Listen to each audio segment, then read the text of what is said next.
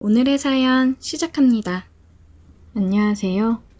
저는 30대 초반의 평범한 직장인 남성입니다.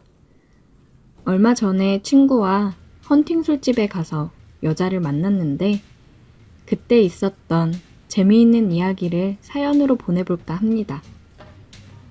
때는 금요일 저녁이었고 친구와 저는 할 일이 없이 뒹굴고 있었어요. 친구와 조금 커다란 원룸에서 둘이 함께 살면서 생활비를 아끼고 있었는데 다른 건 다 괜찮지만 다 큰 남자 둘이서 살다 보니 혼자 사는 남자들 특유의 냄새가 날 정도였어요. 둘 다 여자친구가 없었기 때문에 주말에 시간 보내는 것이 고역이었습니다. 그러다가 친구가 도저히 외로워서 안 되겠다며 여자 꼬시러 나가자고 하더라고요. 요즘 같은 때에 어디서 여자를 꼬시냐고 했더니 헌팅 술집이라는 곳이 있다고 그곳에 가면 기회가 있을 거란 이야기를 듣고 함께 나섰습니다. 처음 가는 헌팅 술집이었지만 왠지 그날은 느낌이 좋고 무슨 일이 일어날 것만 같았죠.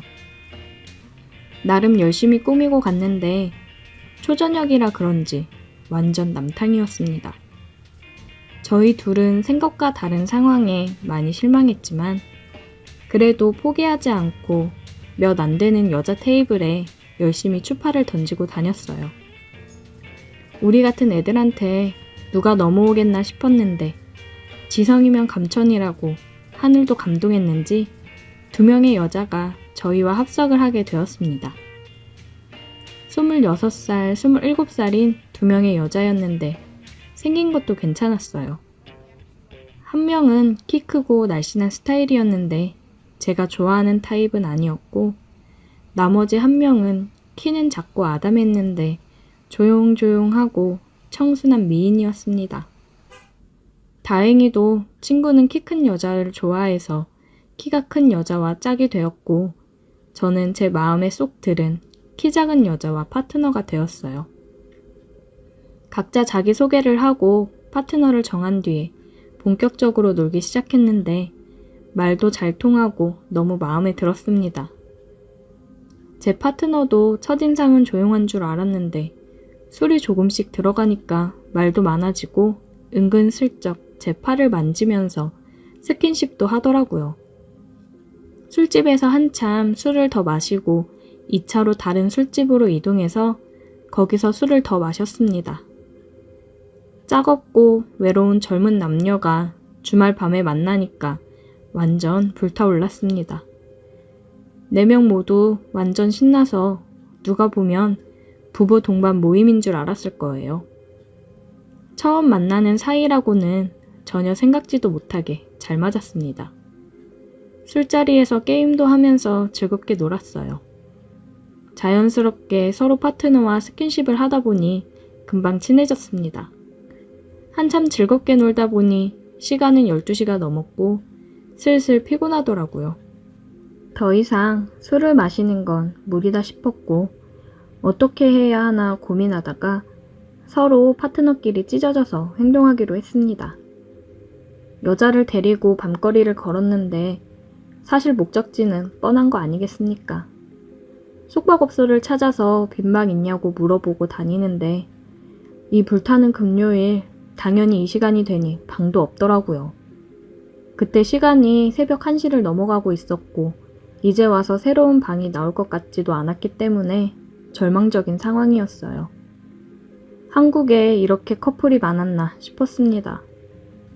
나만 빼고 다들 주말마다 이렇게 재미를 보고 있었다니 왠지 너무 억울하고 화가 나더라고요.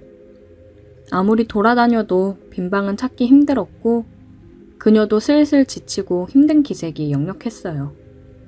어떻게 해야 하나 순간 고민을 하다가 어차피 친구는 자기 파트너 데리고 어딘가에서 밤을 보낼 테니 나는 이 여자를 데리고 우리 집으로 가면 되겠다는 생각을 했어요. 돈도 굽고 방이 넓어서 그녀와 둘이 보내기엔 딱 맞는 곳이었습니다. 그래서 여자를 데리고 택시를 타서 집으로 향했습니다. 하지만 집에는 저보다 먼저 온 손님이 있었어요. 친구네 커플도 방을 구하지 못해서 집에 와 있더라고요. 제가 조금만 늦게 집에 도착했으면 친구의 맹궁뎅이를 볼 뻔했어요. 아무튼 4명이 한 집에 다시 모이니까 어이없어서 웃기기도 하고 따로 방이 없으니 분위기 잡고 뭔가를 할 수도 없었습니다.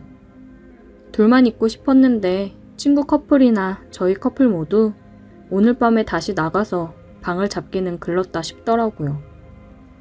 서로를 위해 양보를 해줄 리도 없고 기왕 이렇게 된 거 다시 술이나 먹자 하고 처음으로 돌아갔죠. 냉장고에서 소주를 꺼내서 변변찮은 안주라도 펼쳐놓고 술을 마시기 시작했어요. 여자애들도 처음엔 이게 뭔가 싶었지만 금방 분위기에 적응하고 다시 아까처럼 즐겁게 술을 마셨습니다. 서로 나이도 어린 나이가 아니었고 술자리에서 야시시한 이야기도 하면서 분위기는 후끈 달아올랐습니다. 하지만 아무리 분위기가 달아올라봐야 한 방에 4명이 있는 상황에 아무것도 할 수는 없었어요. 왕게임도 하고 러브샷도 하면서 분위기는 참 좋았는데 진짜 아쉬웠습니다. 저도 그렇고 그녀도 사실 많이 달아오른 상태였습니다. 그렇다고 이제 와서 한 커플이 밖에 나갈 수도 없었고 난감하더라고요. 이미 다들 달아오를 만큼 달아올랐는데 어떻게 할까 고민하다가 제 머릿속에 좋은 아이디어가 떠올랐습니다. 그 당시 저희 방에는 싼 맛에 중고로 구입한 옷장이 하나 있었어요. 이불도 넣어놓고 안 입는 계절 지난 옷도 넣어놓는 곳이었는데 생각보다 옷장이 크고 넓어서 사람이 들어가도 괜찮았습니다. 2대2로 술게임을 해서 지는 커플이 5분씩 옷장 안에 들어가 있는 벌칙을 하자고 했더니 다들 머릿속에 똑같은 생각이었는지 좋다고 찬성하더라고요. 그 뒤로 술 마시면서 무슨 게임을 했는지는 하나도 기억나지 않지만 중요한 건 그 게임에서 우리 커플이 져서 먼저 옷장에 들어가야 했다는 겁니다. 벌칙인지 아닌지 분위기가 애매했지만 일단 제가 먼저 옷장에 들어가서 자리를 잡았더니 그녀가 들어올 자리가 부족해서 그녀는 결국 제 위에 안기듯 걸터 앉았어요. 상황은 그런 분위기가 아니었지만 뭔가 옛날 어릴 적 생각도 나고 나름 신선하고 재미있더라고요. 그녀랑 둘이 옷장 안에 들어가 있었는데 성인 둘이 들어가 있었더니 생각보다 너무 좁아서 바싹 밀착해 있을 수밖에 없었어요. 서로 몸이 딱 붙어서 옴짝달싹 못하는 상황이었지만 오히려 좋았습니다. 그녀가 불편했는지 제 품에 안겨 있었고 뭔가 다 큰 어른들이 하면 안 되는 장난을 하고 있다는 생각에 더 재미있더라고요. 5분씩 들어가 있기로 했는데 저희 둘 다 아무런 말이 없었습니다. 밖에서는 방금 전까지 야시시한 이야기도 서슴없이 하면서 볼 거 못 볼 거 다 보고 지낸 사이처럼 행동하더니 막상 옷장 안에 둘이 들어와 있으니까 뭔가 분위기가 어색하더라고요.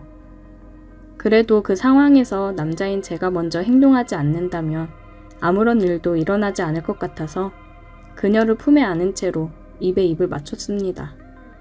처음엔 당황하는 듯 하더니 금방 저를 받아주었습니다. 옷장 안은 서로의 숨소리만 가득하고 아무런 말소리도 들리지 않았어요. 당시에 밖에서 친구 커플도 조용한 걸로 봐서는 그 친구네도 저희와 똑같은 일을 하고 있지 않았을까 생각해 봅니다. 아무튼 저희 둘은 그 안에서 5분 동안 계속 입을 맞추다가 나왔고 그 이후에도 계속 술게임을 하면서 두 커플이 옷장 안을 들락날락 했습니다.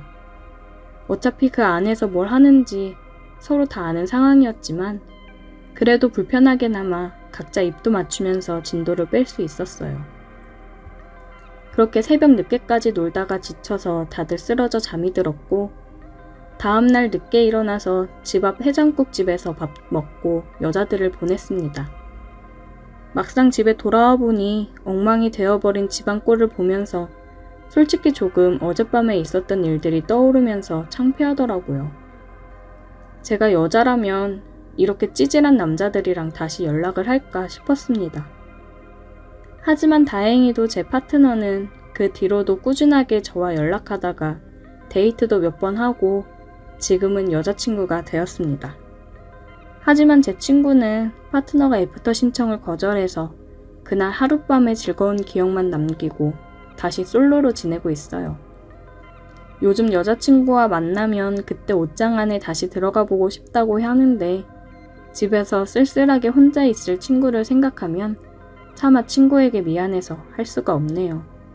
제 방보다 훨씬 좋은 숙박업소를 이용하고 있는데 그래도 그날의 좁았던 옷장 안이 더 재미있었던 것 같아요. 오늘의 사연 여기까지입니다. 오늘도 들어주셔서 감사해요. 구독, 좋아요, 알림 설정 부탁드려요. 오늘의 사연 시작합니다. 안녕하세요. 40대 보험왕으로 불리고 있는 여자입니다. 보험왕이 돼서 자리를 잡기까지 다른 사람들보다 빠르게 올라온 것 같습니다. 결혼하고 아이 키우면서 아이 맡길 곳 없어 육아휴직 후 퇴사를 했어요. 남편도 애나 잘 보라고 하더라고요. 두 돌 때까지는 계속 데리고 있다가 어린이집을 보냈습니다. 어린이집 보내고 나서 간간히 파트타임 알바를 하고는 했어요. 원래 일하던 사람이라 가만히 집에만 있는 게 많이 답답하기도 했고 용돈벌이라도 해야 애한테 조금이나마 더 좋은 것도 해줄 수도 있고 제 용돈으로 사용할 수도 있으니까요. 그렇게 간간히 알바를 하면서 지냈습니다.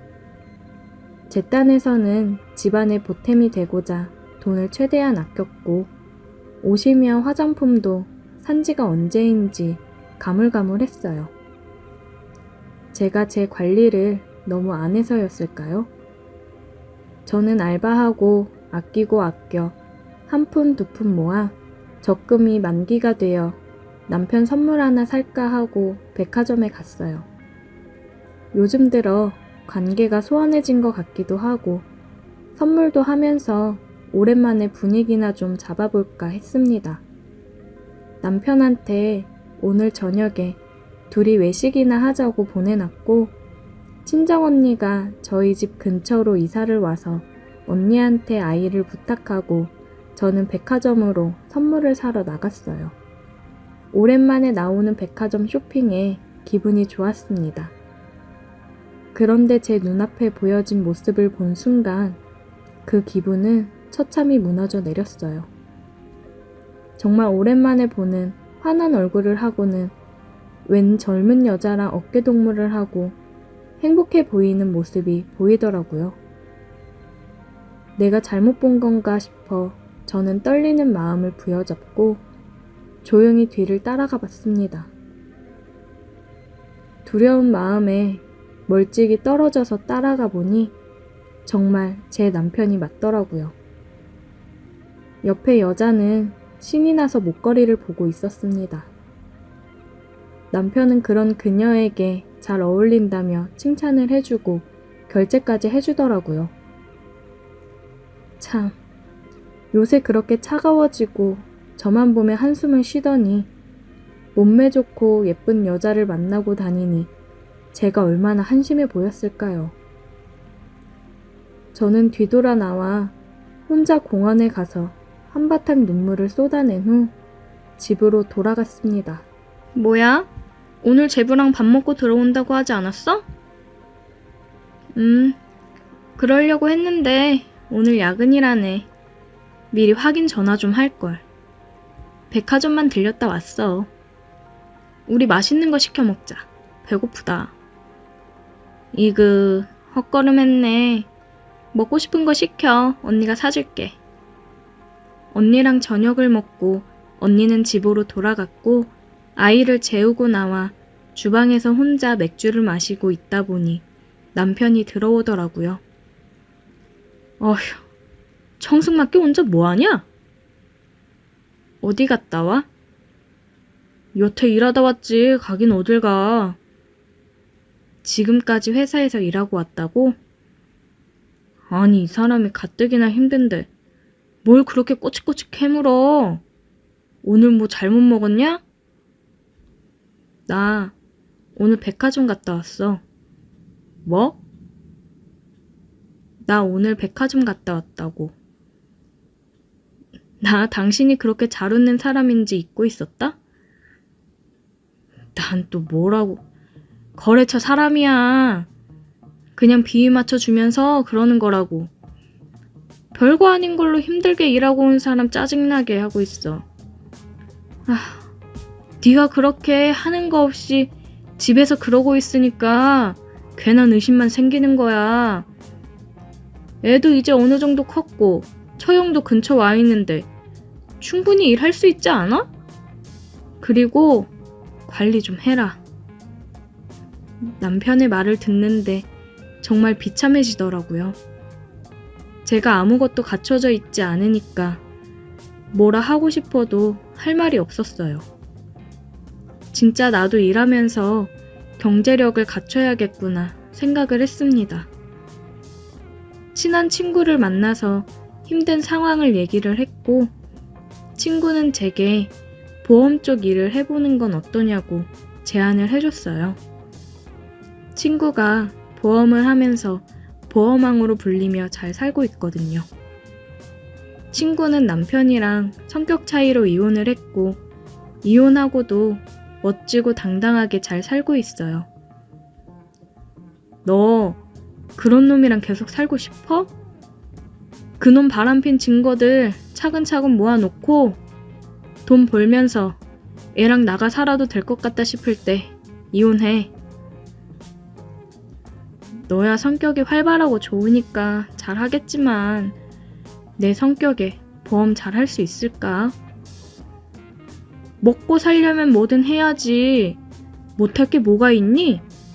너 그런 생각하면 평생 네 남편 바람피던 말던 쭈구리처럼 살아야 된다고. 그러고 살고 싶어? 친구의 충고에 정신을 차렸고 저도 일을 시작해야겠다 생각을 했어요. 백화점에 가서 남편 선물 대신 제가 입을 옷이며 신발들을 구입했습니다.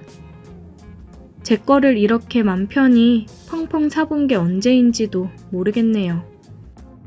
저는 친구의 도움을 받아 보험사에 입사를 했고 수습 기간을 가졌어요. 집에 와서도 열심히 공부를 했습니다. 남편은 매일 화장을 하고 옷을 챙겨 입고 나가는 저를 보면서 그냥 비웃으며 나가더라고요.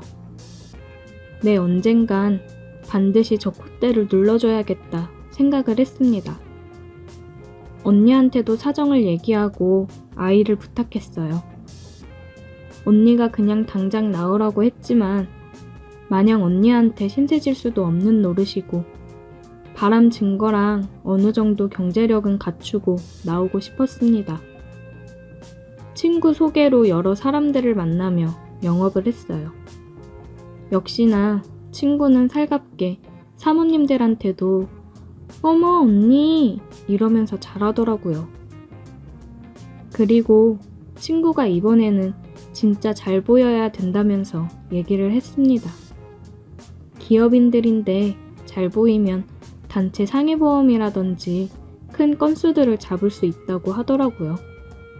그리고 잘하면 사람들 소개도 많이 해줘서 실적 올리는 거 금방이라고 했습니다.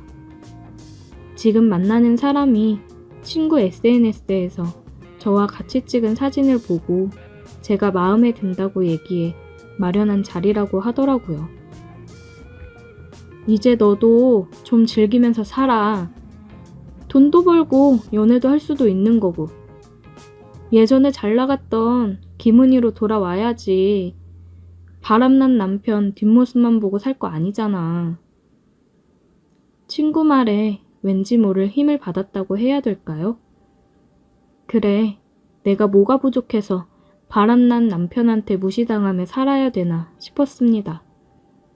나 좋다는 남자들 다 제쳐두고 만나 결혼했더니 이제와 젊은 여자랑 바람이 나서 나를 하찮게 생각하는 남편 생각 안 하고 당당하게 멋진 내 모습으로 돌아와야겠다 생각이 들었어요. 친구가 안내한 룸으로 들어가서 소개해준 이사 옆으로 가서 앉아 술도 따라주고 함께 마셨습니다. 제가 한 잔 드릴게요. 오랜만에 마시는 양주에 술이 금방 취하더라고요. 친구는 같이 온 일행이랑 따로 먼저 나갔고 저희 둘만 남았어요. 우리도 이제 갈까요? 저는 언니한테 오늘 늦을 것 같다고 연락을 남겨놓고 따라 나갔습니다. 예약해둔 룸으로 올라갔습니다. 씻고 올게요. 저는 화장실에 들어갔다가 나왔고 그 사람은 제게 입을 맞춰 왔습니다. 굉장히 부드럽게 안아주더라고요. 나는 은희 씨 좋은 마음으로 만나고 싶어요. 은희 씨 생각은 어때요? 저도 좋아요. 그냥 오랜만에 느껴보는 따뜻한 온도에 몸과 마음이 녹았어요. 저는 그 사람이랑 진지한 마음을 가지고 만남을 가졌고 덕분에 보험 계약을 여러 개 체결하면서 보험왕 자리에 오르기도 했습니다. 남편은 점점 관리해서 예전보다 더 나아진 제 모습에 슬금슬금 들러붙더라고요. 저는 그런 남편한테 이혼 서류를 내밀었습니다. 이혼? 야, 내가 이혼을 해줄 것 같아? 나가서 돈 좀 벌더니 머리가 휙 돌았냐?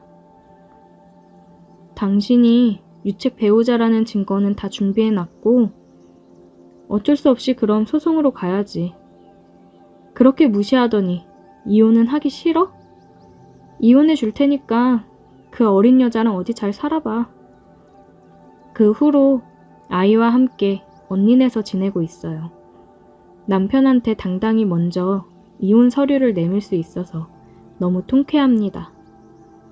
앞으로 그 사람이랑은 언제까지 관계가 유지될지는 모르겠지만 정말 좋은 마음으로 오래 만나고 싶어요. 어떻게 보면 제 인생의 은인이나 마찬가지입니다. 오늘의 사연 여기까지입니다. 오늘도 들어주셔서 감사해요. 구독, 좋아요, 알림 설정 부탁드려요. 오늘의 사연 시작합니다. 평소와 같이 일을 하고 있던 어느 날이었다. 친구 형석이한테 전화가 왔지만 회의 중이라 받지를 못했다. 회의가 끝나고 형석이 녀석이 이 시간에 웬일인가 싶어 전화를 해보았다. 회의하느라 못 받았다. 준호야. 형석이 녀석 목소리가 평소와는 다르게 너무 안 좋았고 울먹이는 목소리여서 깜짝 놀랐다. 뭔데? 무슨 일이야?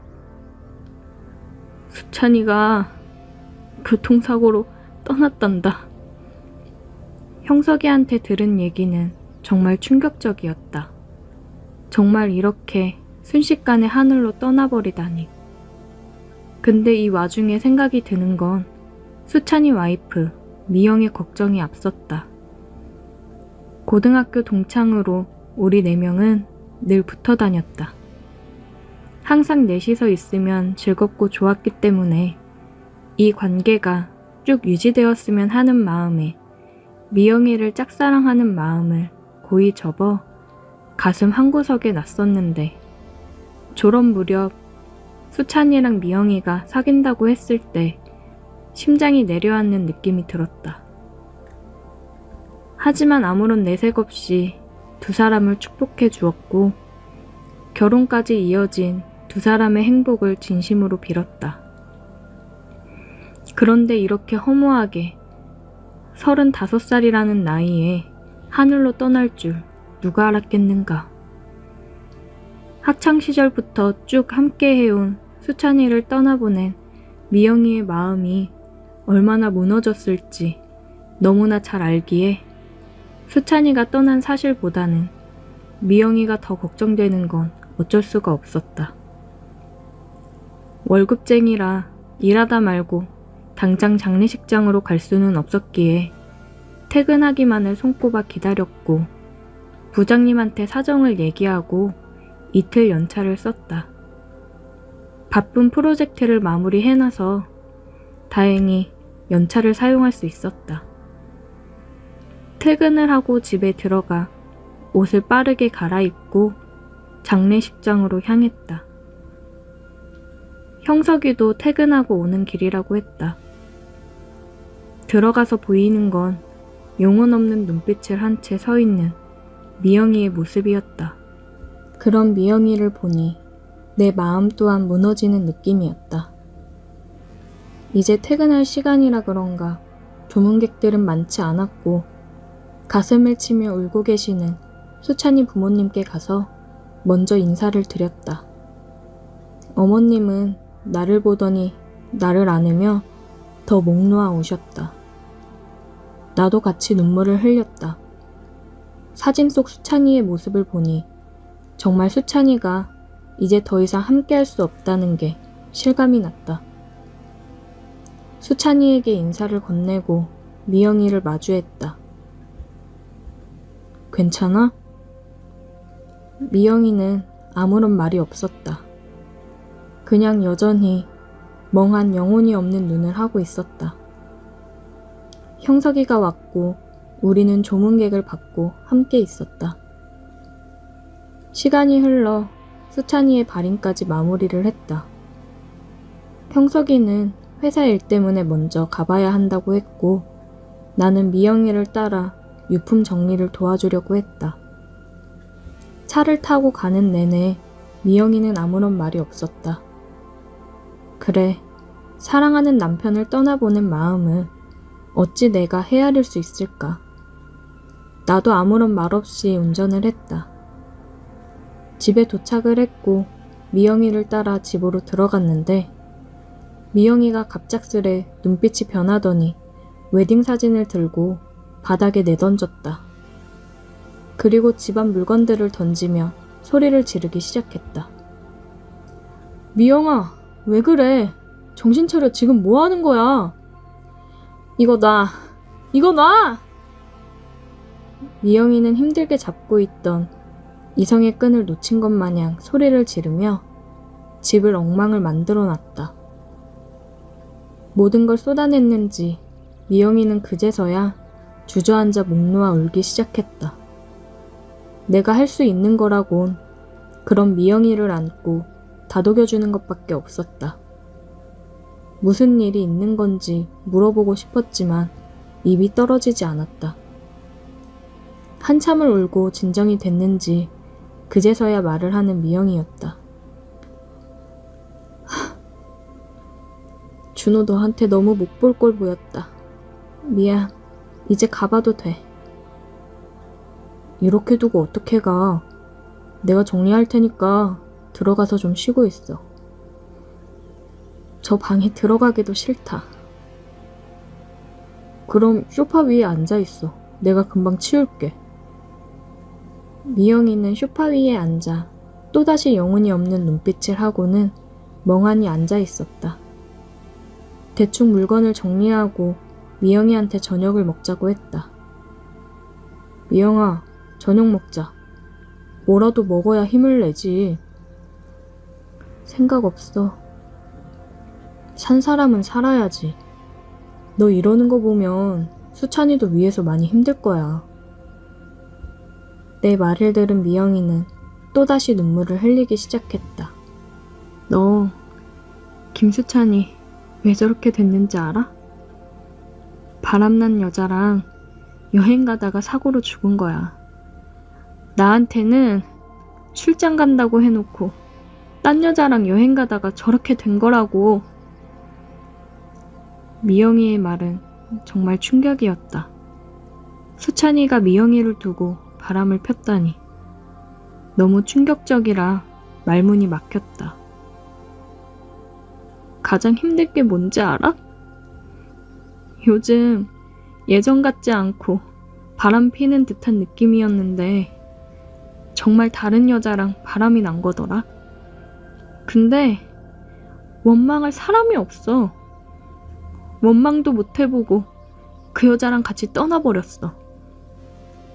창피하고 비참해서 어디 말도 못해. 나 놔두고 혼자 가서 슬퍼해야 되는 거니? 아니면 바람 피더니 꼴 좋다고 좋아해야 되는 거니? 진짜 가슴이 턱턱 막혀. 미영이가 계속 명운 없이 멍하니 있었던 이유를 이제야 알았다. 나는 말없이 미영이를 안아주었고 미영이는 내게 기대 또 한 번 목 놓아 울었다. 그 이후로 몇 주의 시간이 흘렀고 나는 매일 미영이를 찾아갔다. 항상 미영이랑 함께 저녁을 먹었다. 그동안 짐을 정리하면서 수찬이가 바람핀 흔적들을 많이 발견했다. 그런 것들을 모두 보고 정리를 하고 나서야 미영이도 마음을 다잡고 조금이나마 털어버린 것 같았다. 바로 집도 내놓았고 이사를 했다. 예전에 미영이로 조금씩 돌아오는 것 같아서 다행이라고 생각했다. 준호야, 이제 이렇게 매일 그만와도 돼. 나 일도 다시 시작할 거고 많이 괜찮아졌어. 왜? 너 나랑 밥 먹기 싫어? 나는 요즘 밥 같이 먹을 사람 있어서 좋은데. 너도 할 일 많을 거 아니야. 나 그만 불쌍하게 생각해도 돼. 나 진짜 괜찮아. 괜한 동정심으로 이렇게 하면 나 진짜 불쌍한 거 같잖아. 네가 뭐가 불쌍해. 그리고 나 동정심으로 이러는 거 아니야. 내가 좋아서 오는 거야. 그리고 괜찮아졌다는 애가 맨날 그렇게 울상이냐? 충분히 위로됐어. 진짜 괜찮아. 이제 그만 와. 싫어. 계속 오고 싶어. 너 혼자 두기 싫어. 왜 이렇게까지 해? 형석이가 그러더라. 너 나랑 밥 먹고 다시 야근하러 회사 들어간다며. 힘들게 안 그래도 돼. 형석이 놈은 뭐하러 그런 얘기를 해서. 지금 이런 상황에서 할 말은 아니지만 나 너 좋아해, 미영아. 우리 처음 만난 고등학교 1학년 때부터 너 좋아했어. 정말 그냥 내가 좋아서 하는 거야. 이렇게라도 옆에서 조금이나마 챙겨주고 싶어서. 몰랐어, 준호야. 미안한데 나는 다른 사람을 만날 자신이 없어. 수찬이랑 20년을 가까이 함께 했는데 내 모든 청춘, 인생의 반 이상을 함께 했는데 다른 여자한테 눈 돌아가서 멀어지는 건 정말 한순간이더라. 그런데 내가 어떻게 남자를 만나 사랑이란 걸 다시 할 수 있겠어. 나 너한테 바라는 거 없어. 그냥 옆에만 있게 해줘. 난 그거면 돼. 그러다 너무 힘들어서 기대고 싶은 순간이 생길 때 그냥 나한테 기대주기만 하면 난 그거로 충분해. 미영이는 말없이 밥을 먹었다. 그 이후로 나는 거의 매일 미영이를 찾아갔고 같이 저녁을 먹었다. 쉬는 날이면 근처로 바람을 쐬러 나가고는 했다. 미영이도 점점 편해지는 것 같았고 조금은 마음을 여는 듯 했다. 몇 달을 그렇게 했을까? 이번에 승진을 했는데 미영이가 축하한다며 맛있는 음식들을 해줬다. 술을 한 잔씩 하며 진솔한 대화를 이어갔다. 준호야, 사람 마음이라는 게 참 간사하더라. 정말 다시는 사랑 같은 거 안 할 줄 알았는데 너 이번에 바빠서 일주일 정도 못 봤었잖아. 그때 진짜 너무 허전하더라. 계속 생각나고 너가 없으니까 심장 한구석에 구멍이 난 느낌이었어. 미영아, 근데 솔직히 아직 너무 무서워. 너도 나를 떠나가지 않을까. 너까지 그러면 나 정말 앞으로 살기가 힘들 것 같거든. 그래서 내 마음을 너한테 얘기하는 게 많이 고민됐는데 너가 나를 좋아했다는 얘기를 듣고 생각해보니까 우리가 함께한 세월 동안 묵묵히 옆에서 나를 참 많이 챙겨줬더라. 그 마음이 너무 고마워서 나도 내 마음에 대해 얘기하고 싶었어.